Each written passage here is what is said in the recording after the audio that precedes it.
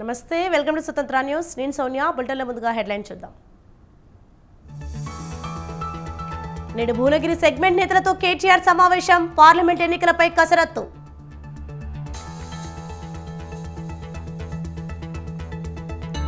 నేడు పిఠాపురంలో దొరబాబు ఆత్మీయ సమావేశం. భవిష్యత్ కార్యాచరణపై రాజకీయ వర్గాల్లో ఆసక్తికర చర్చ.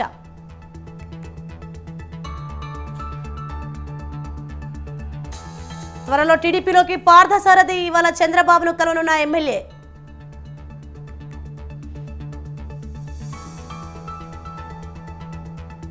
ఏపీలో 3 ఎక్స్ప్రెస్ రైళ్లు పొడిగింపు. జెండా ఊపి ప్రారంభించనున్న కిషన్ రెడ్డి.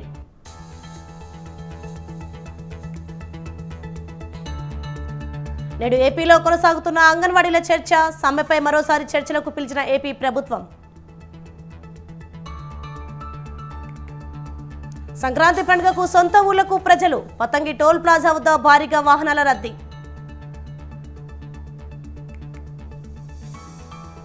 ముదోల్లో మహిళల మధ్య ఘర్షణ. బస్సులో సీటు కోసం పరస్పరం దాడి.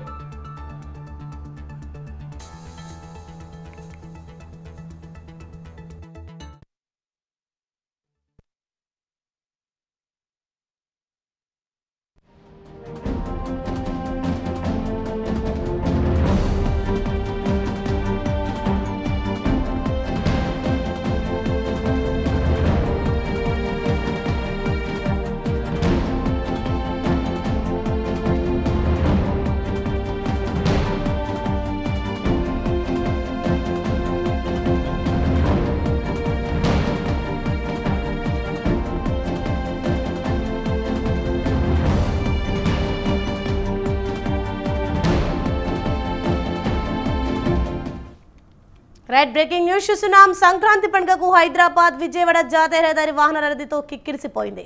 సంక్రాంతి పండుగ సందర్భంగా పట్టణ ప్రజలు సొంత ఊళ్లకు బయలుదేరుతున్నారు.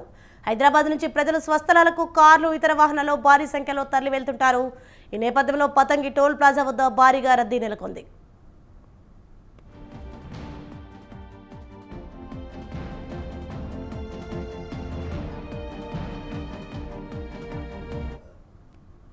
సంక్రాంతి పండుగ వరుస సెలవులు రావడంతో పట్నం వదిలి పల్లె పాట పడుతున్నారు ప్రజలు. దీంతో యాదాద్రి భువనగిరి జిల్లా చౌటుప్పల్ మండలం పతంగి టోల్ ప్లాజా వద్ద తెల్లవారుజాము నుంచి వాహనాల రద్దీ క్రమక్రమంగా పెరుగుతోంది. దీనికి తగ్గట్టుగా టోల్ ప్లాజా అధికారులు విజయవాడ వైపు ఎక్కువ టోల్ బూత్లను ఓపెన్ చేశారు. రేపు ప్రభుత్వ ఉద్యోగులకు కూడా సెలవులు ఉండడంతో వాహనాలపై మరింత పెరిగే అవకాశం ఉంది.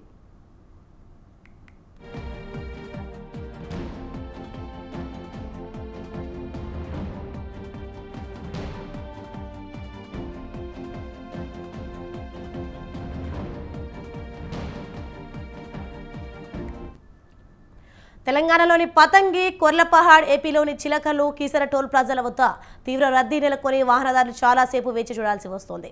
టోల్ వసూలులో ఫాస్టాగ్ విధానం అమలులోకి రాకముందు కొన్ని గంటల పాటు వేచి చూసేవారు. ప్రస్తుత విధానంతో వాహనదారులకు కొంత ఉపశమనం లభించినట్లే. శుక్రవారం నుంచి విద్యా సంస్థలకు సెలవులు రావడంతో రద్దీ మొదలు కానుండగా శనివారం అధిక సంఖ్యలో వాహనాలు రాకపోకలు సాగించనున్నట్లు అధికారులు చెబుతున్నారు.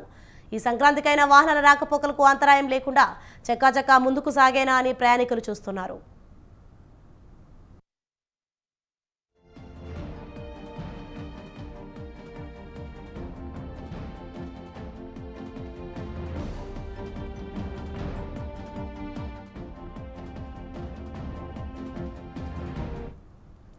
పతంగి టోల్ గేట్ వద్ద 16 టోల్ చెల్లింపు కేంద్రాలు ఉండగా మిగతా టోల్ గేట్ల వద్ద 12 టోల్ చెల్లింపు కేంద్రాలు ఏర్పాటు చేశారు. హైదరాబాద్ నుంచి వచ్చే ప్రయాణికులకు మొదటి టోల్ గేట్ పతంగిదే వస్తుంది. ఇక్కడ టోల్ చెల్లించడానికి వాహనాలు ఎక్కువసేపు నిలుస్తున్నాయి. ఈ టోల్ గేట్ దాటితే తర్వాత అంతలా రద్దీ ఉండదు. ఎందుకంటే నార్కట్పల్లి నుంచి కొన్ని వాహనాలు మిర్యాలగూడ మీదుగా అద్దంకి, చెన్నై వైపు వెళ్తాయి. కొర్లపహాడ్ టోల్ గేట్ దాటాక మరికొన్ని వాహనాలు ఉమ్మడి ఖమ్మం వైపు, మిగతావి విజయవాడ వైపు బయలుదేరుతాయి. వాహనాలు ఇలా 3 దారుల వైపు వెళ్తుండడంతో ట్రాఫిక్ జామ్ అవుతుంది. తిరుగు సమయంలోనూ 3 ప్రాంతాల వైపు నుంచి వచ్చే వాహన చోదకులు హైదరాబాద్కు వెళ్లాలంటే మరలా పతంగి టోల్ గేట్ మీదుగానే వెళ్లాల్సి ఉంది. అందుకే ఇక్కడ వాహనాల రద్దీ అధికంగా ఉంటుంది.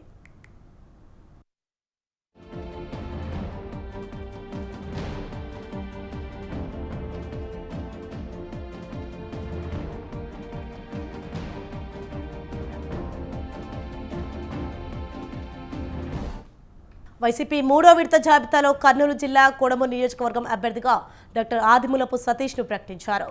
ప్రస్తుత ఎమ్మెల్యే డాక్టర్ సుధాకర్ను కాదని డాక్టర్ ఆదిమూలపు సతీష్ను కొత్త ఇన్ఛార్జిగా నియమించారు.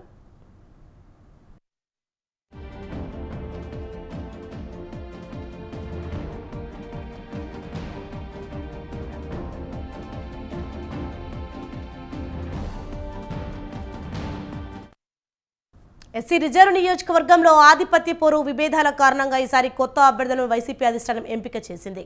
గత 5 ఏళ్ల కాలంలో నియోజకవర్గ ఇన్ఛార్జికి ఎమ్మెల్యేకు మధ్య విభేదాల కారణంగా ఇద్దరి మధ్య పంచాయతీ పార్టీ అధిష్టానం వరకు వెళ్లింది. రాబోయే ఎన్నికల్లో పార్టీ గెలిపే ధ్యేయంగా కొత్త అభ్యర్థుల ఎంపికను వైసీపీ పార్టీ చేపట్టింది.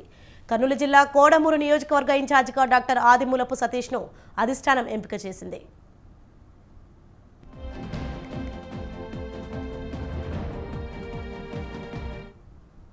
కర్నూలు జిల్లా కోడుమూరు నియోజకవర్గానికి ఒక ప్రత్యేక స్థానం ఉంది. ఈ నియోజకవర్గం నుంచి కోట్ల కుటుంబీకులు మద్దతిచ్చిన అభ్యర్థులే ఎమ్మెల్యేగా ఎన్నికవుతూ వస్తున్నారు. 2019 ఎన్నికలలో వైసీపీ నేత కోట్ల హర్షవర్ధన్ రెడ్డి మద్దతుతో డాక్టర్ సుధాకర్, టీడీపీ నేత కోట్ల సూర్యప్రకాష్ రెడ్డి మద్దతుతో రామాంజనేయులు పోటీ చేయగా వైసీపీ అభ్యర్థి డాక్టర్ సుధాకర్ విజయం సాధించారు.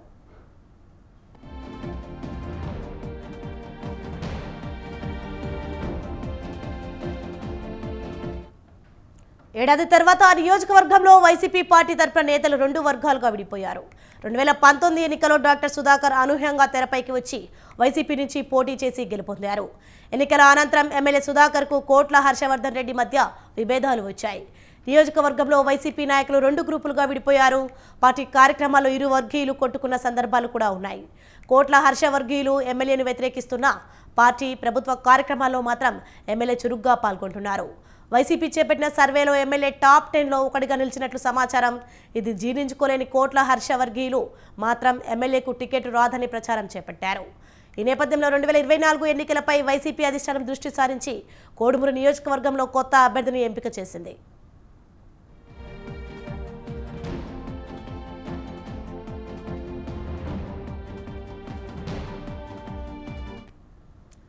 కోడుమూరు నియోజకవర్గం నుంచి వైసీపీ తరఫున డాక్టర్ ఆదిమూలపు సతీష్తో పాటు టీడీపీ మాజీ ఎమ్మెల్యే మనీ గాంధీ పేర్లను పరిశీలించారు.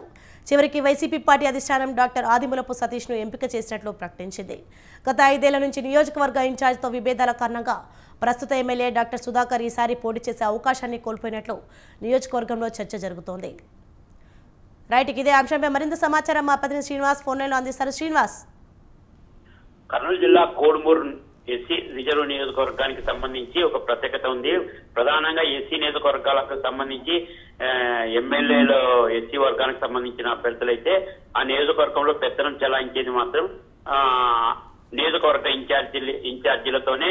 కర్నూలు జిల్లాలో ఇటు కోడుమూరు, నంద్యాల జిల్లాలో నందికొట్కూరు ఈ 2 నియోజకవర్గాల ప్రస్తుత ఎమ్మెల్యేలు తీవ్ర ఇబ్బందులు ఎదుర్కొంటున్నారు. ఈ నేపథ్యంలో కోడుమూరు నియోజకవర్గానికి సంబంధించి డాక్టర్ సుధాకర్ గత కొన్ని సంవత్సరాలుగా నియోజకవర్గ ఇన్ఛార్జి కోట్ల హర్షవర్ధన్ రెడ్డి వర్గీయుల మధ్య తీవ్ర విభేదాలు ఉన్న కారణంగా ఇరువురు గత 5 ఏళ్లలో వేరువేరు పార్టీ తరఫున వేరువేరు కార్యక్రమాలు చేపడుతూ వస్తున్నారు. అయితే ఇటీవల ప్రభుత్వం చేపట్టిన గడప గడప కార్యక్రమానికి మాత్రం ఎమ్మెల్యే డాక్టర్ సుధాకర్ వర్గీయులు తన పని తాను చేసుకొని పోయినా కూడా ఇటు నియోజకవర్గ ఇన్ఛార్జి కోట్ల హర్షవర్ధన్ రెడ్డి నుంచి ఎలాంటి సహాయ సహకారాలు లేకపోయినప్పటికీ గడప గడప కార్యక్రమాన్ని పూర్తి చేయడం జరిగింది.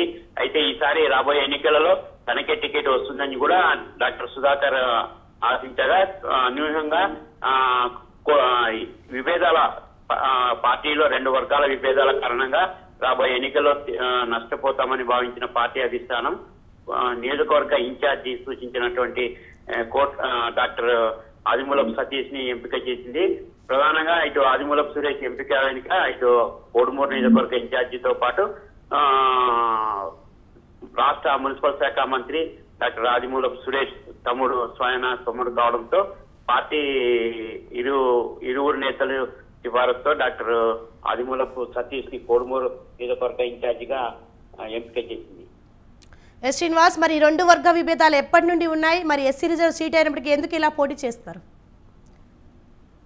సహజంగా ఎస్సీ రిజర్వ్ నియోజకవర్గాలలో పార్టీ అధిష్టానము సిట్టింగ్ ఎవరైతే అభ్యర్థులను కేటాయిస్తుందో వారిని కేవలం నామమాత్రంగా పని చేసుకుంటూ వెళ్లాలే తప్ప నియోజకవర్గానికి సంబంధించి విధులు అధికారాలన్నీ నియోజకవర్గ ఇన్ఛార్జీలకే అప్పగిస్తూ వస్తుంది. కోడుమూరు నియోజకవర్గంలో కూడా నియోజకవర్గ ఇన్ఛార్జిగా కోట్ల హర్షవర్ధన్ రెడ్డి తాను సూచించిన అధికారులకు తాను సూచించిన వాళ్ళకే పనులు చేపట్టుతుండడంతో గత కొన్ని సంవత్సరాలుగా ఎమ్మెల్యే హోదాలో తాను చెప్పినప్పటికీ తన పనులు కాకపోవడంతో అధికారుల ముందు డాక్టర్ సుధాకర్ కొన్ని సందర్భాలలో తన అసహనం వ్యక్తం చేయగా నియోజకవర్గ ఇన్ఛార్జి వైపే పార్టీ అధిష్టానం మొగ్గు చూపుతుండడంతోనే అధికారులు కూడా హర్షవర్ధన్ రెడ్డి వైపే అధికారులు కూడా కొంత మొగ్గు చూపారని చెప్పొచ్చు. నియోజకవర్గ ఎస్సీ నియోజకవర్గాలలో మాత్రం కేవలం పార్టీ అధిష్టానం ఎంపిక చేసిన అభ్యర్థులు సామరస్యంగా ఎలాంటి వివాదాలు లేకుండా పనిచేసుకోవాలి తప్ప నియోజకవర్గ ఇన్ఛార్జీలతో గొడవ పడడం విభేదాలకు దారితీస్తుండడంతో 2024 ఎన్నికలలో అభ్యర్థులను మార్చాలన్న నిర్ణయానికి వచ్చింది. ఈ నేపథ్యంలోనే కోడుమూరు ఎస్సీ నియోజకవర్గం నుంచి డాక్టర్ ఆదిమూలపు సతీష్ ని ఎంపిక చేశారు. Right, thanks for the information Srinivas.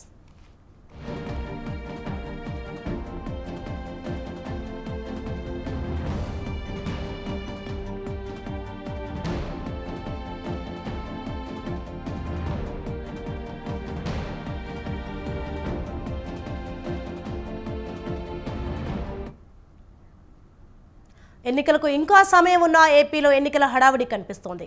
Visakha జిల్లా పెందుర్తి నియోజకవర్గం వైసీపీ టికెట్ కోసం ఆ party sitting MLA Annapareddy Adipraj ప్రయత్నిస్తున్నారు. అయితే మంత్రి గుడివాడ అమర్నాథ్కు అనకాపల్లి టికెట్ కాకుండా పెందుర్తి సీట్ ఇవ్వాలని చూస్తున్నట్లు తెలుస్తోంది. టీడీపీ జనసేన కలిసి ఎన్నికల బరిలోకి దిగుతున్నాయి. టీడీపీ నుంచి మాజీ మంత్రి బండారు సత్యనారాయణ, జనసేన పార్టీ నుంచి పంచగల రమేష్ బాబు పేర్లు వినిపిస్తున్నాయి. ఇద్దరిలో టికెట్ ఎవరికి వచ్చినా కలిసి పనిచేస్తామని ఇరు పార్టీలు తెలియజేస్తున్నాయి.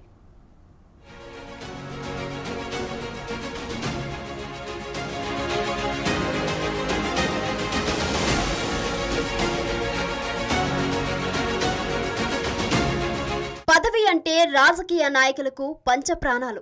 సామ, దాన, భేద, దండోపాయాల్లో ఏ పద్ధతిలోనైనా నేతలు పోరాటం సాగించి టికెట్ సాధించుకోవడానికి ప్రయత్నిస్తారు. అయితే అధిష్టానాల ఆలోచనలు, గెలిచే అభ్యర్థులు, పార్టీ గెలుపు, అధికారంలోకి రావడం ఈ రీతిన సాగుతాయి. ఈ నేపథ్యంలో కొందరు సిట్టింగ్లకు కట్టింగ్లు ఉంటాయి.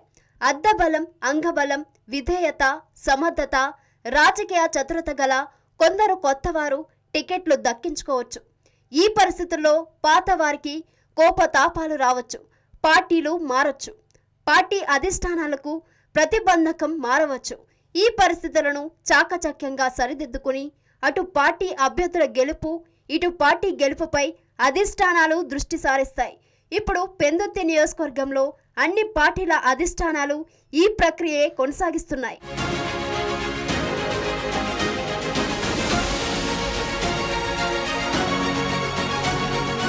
వచ్చే ఎన్నికల్లో మరోసారి విజయం సాధించే దిశగా ఏపీలో అధికార పార్టీ వైసీపీ అడుగులు వేస్తుంది. ఇందుకు వైసీపీ అధినేత జగన్ ఎన్నో మార్పులు చేర్పులకు శ్రీకారం చుట్టారు. ఈ నేపథ్యంలో అలకలు, కోపతాపాలు, బుజ్జగింపులు, నచ్చచెప్పడాలు, కౌన్సిలింగ్లు వగైరాలు ఎన్నో జరగడం సహజం. ఈ ఘట్టాలు ముగిశాక ఫైనల్ నిర్ణయాలు సర్వసహజమే. సీఎం జగన్ కొందరికి సీట్లు పూర్తిగా నిరాకరిస్తున్నారు. మరికొందరిని ప్రస్తుత స్థానాల నుంచి కొత్త స్థానాలకు పంపుతున్నారు. మరికొన్ని చోట్ల కొత్త అభ్యర్థులను రంగంలోకి దింపుతున్నారు. ఈ నేపథ్యంలో రాష్ట్రంలో జాగ్రీ టౌన్గా పేరొందిన అనకాపల్లిలోని ఐటీ, పరిశ్రమల శాఖ మంత్రి గుడివాడ అమర్నాథ్కు ఈసారి జగన్ సీటును నిరాకరించారు. అనకాపల్లిలో భరత్ కుమార్ అనే కొత్త అభ్యర్థికి జగన్ సీటును కేటాయించారు. ఈ మేరకు కొద్ది రోజుల క్రితం విడుదల చేసిన రెండో జాబితాలో భరత్ కుమార్ పేరు చోటు చేసుకుంది. అమర్నాథ్తో పాటు భరత్ కుమార్ సైతం కాపు సామాజిక వర్గానికి చెందినవారే.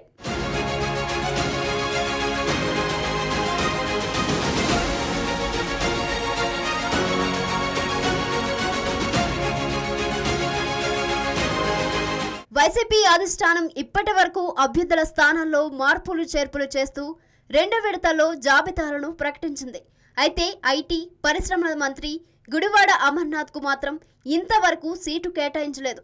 గుడివాడ అమర్నాథ్ను ఆయన ప్రస్తుతం ప్రాతినిధ్యం వహిస్తున్న అనకాపల్లి నుంచి కాకుండా పక్కనే ఉన్న పెందుర్తి నియోజకవర్గం నుంచి బరిలోకి దించుతారని అంటున్నారు. ప్రస్తుతం పెందుర్తి నుంచి వైసీపీ ఎమ్మెల్యే అన్నపరెడ్డి అదీప్ రాజ్ ప్రాతినిధ్యం వహిస్తున్నారు. ఈసారి ఆయనకు సీటు దక్కదని అంటున్నారు.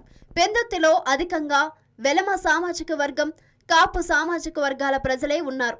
గతంలో పెందుర్తి ఎమ్మెల్యే బరిలో ఉన్న వారందరూ ఈ రెండు సామాజిక వర్గాలకు చెందిన వ్యక్తులే. మంత్రి గుడివాడ అమర్నాథ్ అనకాపల్లి ఎమ్మెల్యేగా 2019లో మొదటిసారి ఎమ్మెల్యేగా గెలుపొందారు.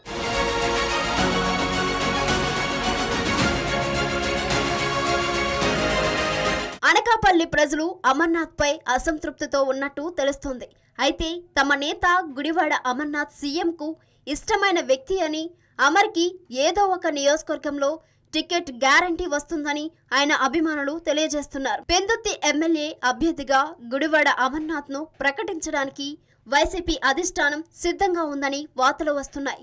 గుడివాడకు పెందుర్తి టికెట్ కేటాయిస్తే అదీప్ రాజ్ అనుచరుడు అమర్నాథ్ కు సహకరిస్తారా అనే ప్రశ్న ఉదయిస్తోంది.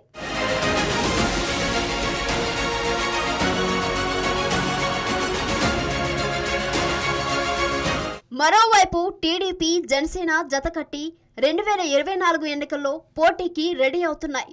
ఈ నేపథ్యంలో పెందుర్తి ఎమ్మెల్యే అభ్యర్థి విషయంలో టీడీపీ అధిష్టానం ఏ నిర్ణయం తీసుకుంటుందో, టీడీపీ హయాంలో ఎమ్మెల్యేగా గెలిచిన మాజీ మంత్రి బండారు సత్యనారాయణ, ప్రజారాజ్యం పార్టీ నుంచి గతంలో ఎమ్మెల్యేగా గెలిచిన పంచకర్ల రమేష్ బాబు, ఈ ఇద్దరు పెందుర్తి సీట్ రేసులో ఉన్నట్టు తెలుస్తుంది. అయితే ఈ ఇద్దరు తమ అధిష్టానాల నుంచి ఈ సీటు విషయంలో క్లారిటీ తీసుకున్నట్టు తెలుస్తుంది. మాజీ మంత్రి బండారు సత్యనారాయణ టీడీపీలో కీలక నాయకుడు కాగా, మాజీ శాసనసభ్యులు పంచకర్ల రమేష్ బాబు వైసీపీ నుంచి జనసేనకు జంప్ అయ్యారు. అయితే ఈ టికెట్ టీడీపీకి దక్కినా జనసేనకు దక్కినా కలిసి పనిచేసి పెందుర్తి సీట్ దక్కించుకుందామని ఇరు పార్టీలు నిర్ణయించుకున్నట్టు తెలిసింది.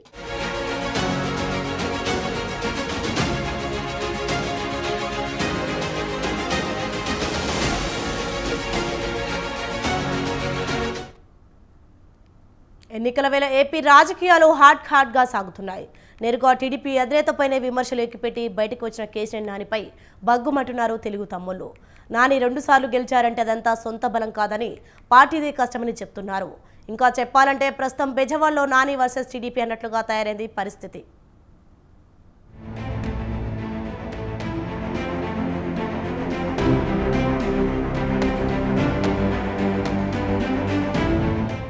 సైకిల్ దిగి ఫ్యాన్ కిందకు వచ్చేందుకు సిద్ధమయ్యారు విజయవాడ ఎంపీ కేశినేని నాని. సీఎం జగన్ తో సమావేశమైన ఆయన పార్లమెంటు సభ్యత్వానికి రాజీనామా సైతం సమర్పించారు. దీంతో బెజవాడలో రాజకీయాలు రంజుగా మారాయి.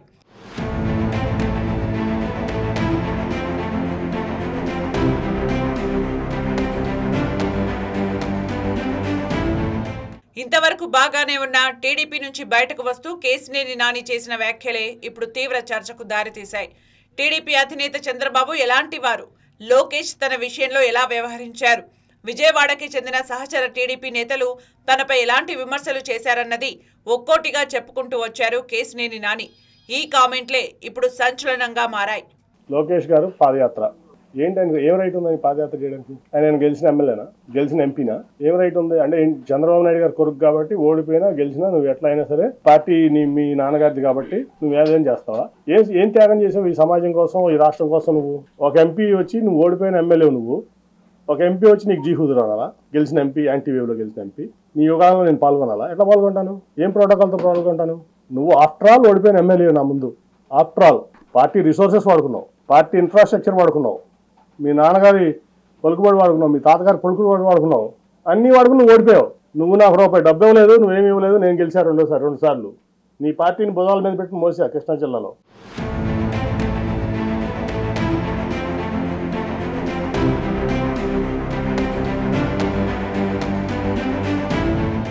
అయితే నాని వ్యాఖ్యలపై తెలుగు తమ్ముళ్లు భగ్గుమంటున్నారు.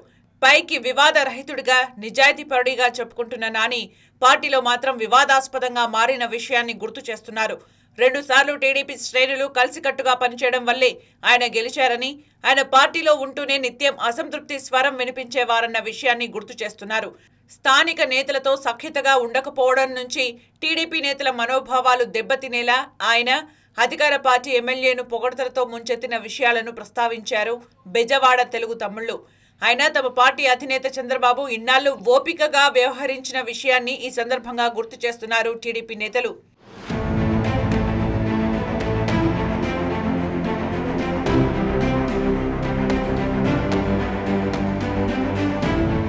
కేసినేని నాని టీడీపీ అధినేతపై విమర్శలు చేసిన నేపథ్యంలో అదే స్థాయిలో కౌంటర్ ఇచ్చారు బుద్ధా వెంకన్న. నాని ఓ కోవర్ట్ అంటూ ఆరోపణలు గుప్పించారు. చంద్రబాబుపై విమర్శలు చేసే స్థాయి నానికి లేదంటూ ఫైర్ అయ్యారు బుద్ధా వెంకన్న. చంద్రబాబు గారు దేవుళ్ళు లాంటి మనిషి, ఆయన ఎప్పుడు కూడా శత్రువును కూడా తిట్టమని చెప్పరండి. చంద్రబాబు నాయుడు గారే గారిని తిట్టమంటే ఇంకా మేము బూతులు తిట్టగలమంటే ఓపెన్గా చెప్తున్నాం. చంద్రబాబు నేను ఇది మీరు రికార్డ్ చేసుకొని ఉంచుకోవాలి. ఎందుకంటే వాడు కేసీఆర్ నాని లాంటి వాడు, కొడాల నాని లాంటి వాళ్ళు పార్టీలో చూశాక మాలాంటి వాళ్ళు కూడా నమ్మడానికి కొత్తలు సంకోచిస్తారు. ఎందుకంటే వీడు కూడా ఏదో మేము ప్రాణం పోయిన అలా మాట్లాడు, ఎందుకనే రికార్డ్ చేసుకోమంటున్నాం. చంద్రబాబు గారు ఎప్పుడు అలా పెట్టమని చెప్పరు, అలా తిట్టమని చెప్పరు. నేను చూసా, టీవీలో చూసా, ఆయన ప్రెస్ మీట్ చూశాను. అతను ప్రెస్ మీట్ ప్రెస్టేషన్లో ఏదో పోయినట్టు అన్నదమ్ముల మధ్య చిచ్చు పెట్టాడని ఇవన్నీ మాట్లాడుతున్నాడు.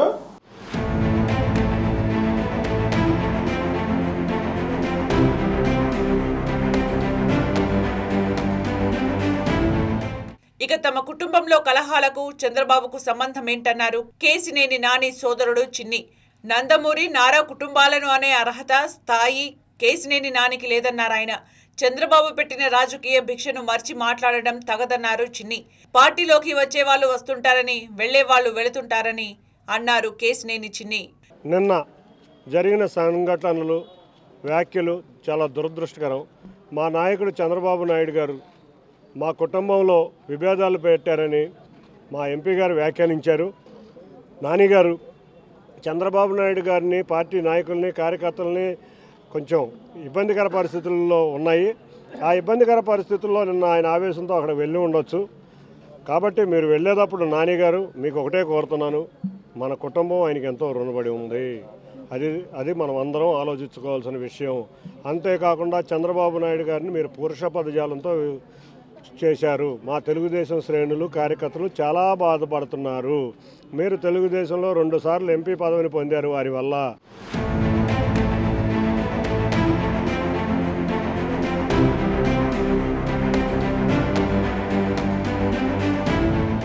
బెజవాడ ఎంపీ సీటు కోసం ఎంత పోటీ ఉన్నా టీడీపీ అధినేత చంద్రబాబు మాత్రం కేసినేని నానికే సీటు ఇచ్చారని, అయినా ఆయనకు ఏమాత్రం కృతజ్ఞత లేదంటున్నారు తెలుగు తమ్ముళ్లు.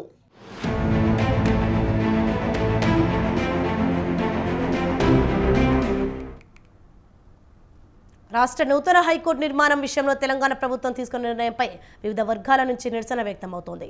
సారవంతమైన భూమిలో హైకోర్టు ఏర్పాటు చేయదని డిమాండ్ చేస్తున్నారు వ్యవసాయ విశ్వవిద్యాలయం విద్యార్థులు. వేరే చోట న్యాయస్థాన నిర్మాణం చేపట్టాలని కోరుతున్నారు. అదే సమయంలో యూనివర్సిటీ స్థలంలో హైకోర్టు ఏర్పాటును వ్యతిరేకిస్తున్నట్లు ప్రకటించారు హైకోర్టు పరిరక్షణ సమితి సభ్యులు.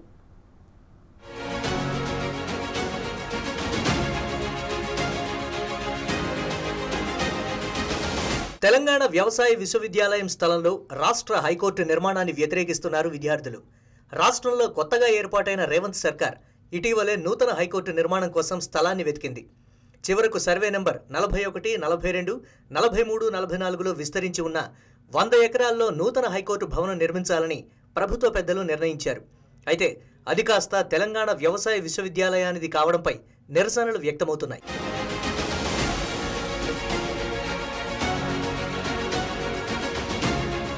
సర్కార్ నిర్ణయాన్ని వ్యతిరేకిస్తూ వర్సిటీ ప్రాంగణంలోని జయశంకర్ విగ్రహం వద్ద సుమారు 400 మంది విద్యార్థులు ధర్నాకు దిగారు. వ్యవసాయ పరిశోధనల కోసం ఎంతో సారవంతమైన భూమి ఇక్కడ ఉందని, ఇలాంటి చోట హైకోర్టు నిర్మాణంతో జీవ వైవిధ్యం దెబ్బతింటుందని చెప్తున్నారు స్టూడెంట్స్. వ్యవసాయ పరిశోధనలకు ఎంతో ఉపయోగపడే భూమిలో నిర్మాణాలు చేపట్టడం ద్వారా ఎన్నో ఏళ్ల నుంచి కష్టపడి పెంచిన వృక్ష సంపద దెబ్బతినే పరిస్థితి వస్తుందని ఆవేదన వ్యక్తం చేస్తున్నారు.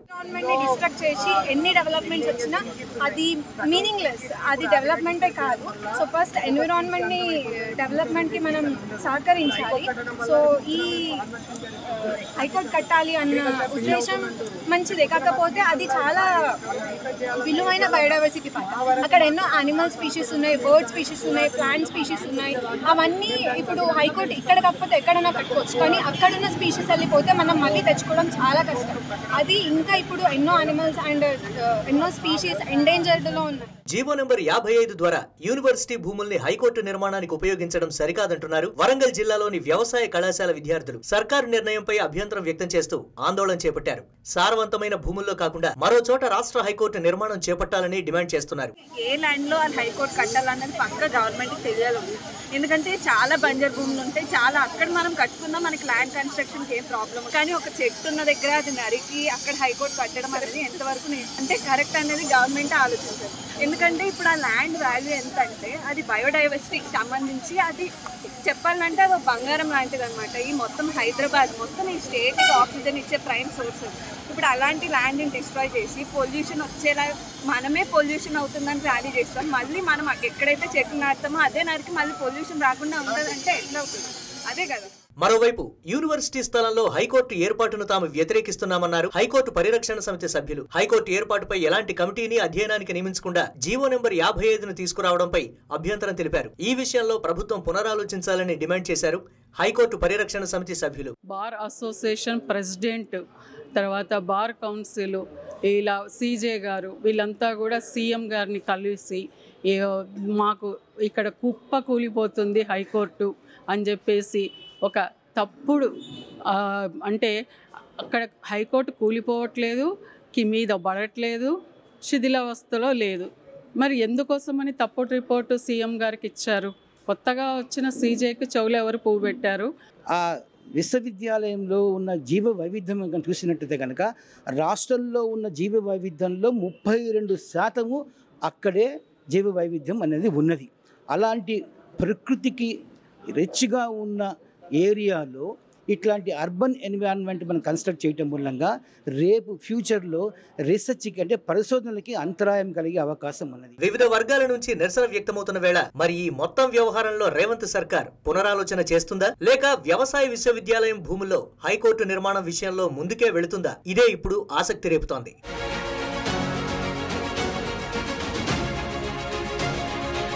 తెలుగు రాష్ట్రాల్లో సంక్రాంతి సందడి మొదలైంది. సంక్రాంతి పండుగ వస్తోందంటే చాలు భాగ్యనగరం దాదాపు ఖాళీ అవుతుంది. పండుగను మరింత సంతోషంగా జరుపుకునేందుకు స్వగ్రామాల బాట పడుతుంటారు నగరవాసులు. అయితే ఇదే అదునుగా చేసుకుని తాళం వేసిన ఇళ్లనే టార్గెట్గా చేసుకుంటారు దొంగలు. ఈ సమయంలో దొంగలు తమ తెలివిని పని చెప్తుంటారు. ఇల్లు తాళాలు వేసి ఉంటే చాలు తమకు అందిన కాడికి దోచుకోవడానికి రెడీ అవుతుంటారు. అయితే వీరి భరతం పట్టడానికి ట్రై కమిషనరేట్లలో పెట్రోలింగ్ గస్తీకి పోలీసులు సిద్ధమవుతున్నారు.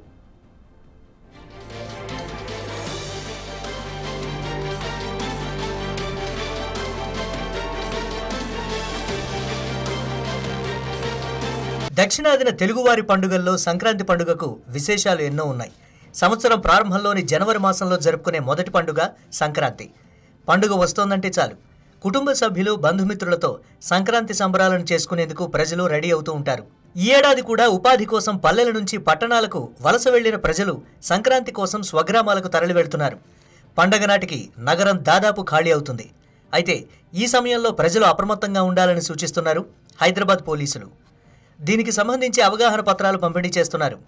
ఇళ్లకు తాళం వేసి గ్రామాలకు వెళ్లేవారు ఇంట్లో ఉన్న నగదు, బంగారు ఆభరణాలను సేఫ్గా పెట్టుకోవాలని సూచిస్తున్నారు.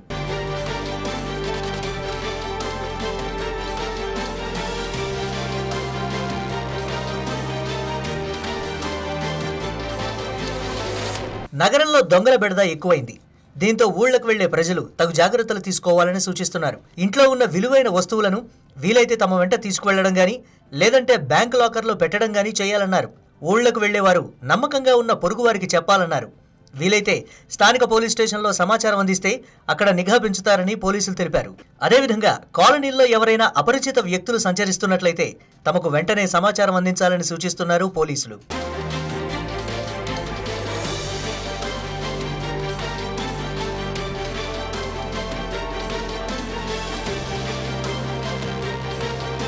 బయట గేటుకు లోపల నుంచి తాళం వేయాలని, ఊరికి వెళ్లేటప్పుడు నమ్మకమైన వారికి పోలీసులకు సమాచారం ఇవ్వాలని చెబుతున్నారు.